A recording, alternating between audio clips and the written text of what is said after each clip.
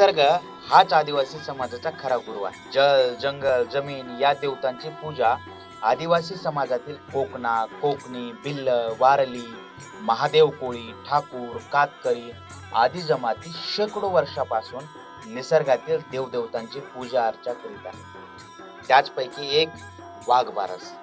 या सणा दिवशी वाघदेव, नागदेव, चंद्र, सूर्य, मोर, विंचू, झाडे यांची पूजा केली जाते.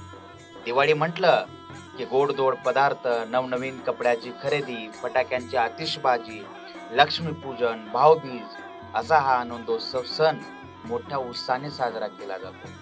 शहरी भागात दिवाळी म्हटले की घरासमोर लावलेले आकाश कंदील, दिवाळीच्या पहाटे विविध सांस्कृतिक कार्यक्रम यांचा समावेश असतो. आदिवासी बांधव हे आपले सर्व सण निसर्गावर आधारित साजरे करत असतात. दिवाळी सण सुद्धा निसर्गाच्या सानिध्यात राहून निसर्ग देवताची आराधना आळवणी करीत साजरा केला जातो. निसर्गाला कोणतीही हानी न पोहोचता आदिवासी बांधव सण उत्सव साजरे करत असतात. 15 ते 20 वर्षापूर्वी या दिवशी प्रत्येक घर शेणा मातीने सारून काढले जात असे. आजही आदिवासी दुर्गम भागात अनोख्या तऱ्हेने निसर्गाचे नियम पाळत सण उत्सव साजरे केले जातात.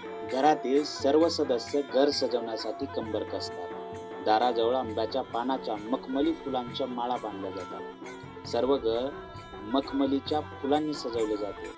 या दिवाळीचे वैशिष्ट्य असे की शेणा मातीने सारवलेल्या घरांच्या भिंती सजवून घराच्या ओट्यावर दिवे लावत घर उजळण्याची परंपरा आहे. या घरांना पणत्या किंवा कंदील लावलेले नसतात. निसर्गाचे पूजन करणाऱ्या आदिवासींच्या पाड्यावर आजही तांत्रिकपणा नाकारून निसर्गाला कोणतीही हानी न पोहोचता दिवाळी सण साजरा केला जातो. ओट्यावर कडू चिबडाचे 2 समान भाग कापून तयार केलेल्या दिव्यात तेल ओतून दिवे लावले जातात. आदिवासी बांधवांच्या या इतर समाजापेक्षा वेगळ्या पद्धतीने साजरे केल्या जाणाऱ्या सणाला गाव दिवाळी असे संबोधले जाते.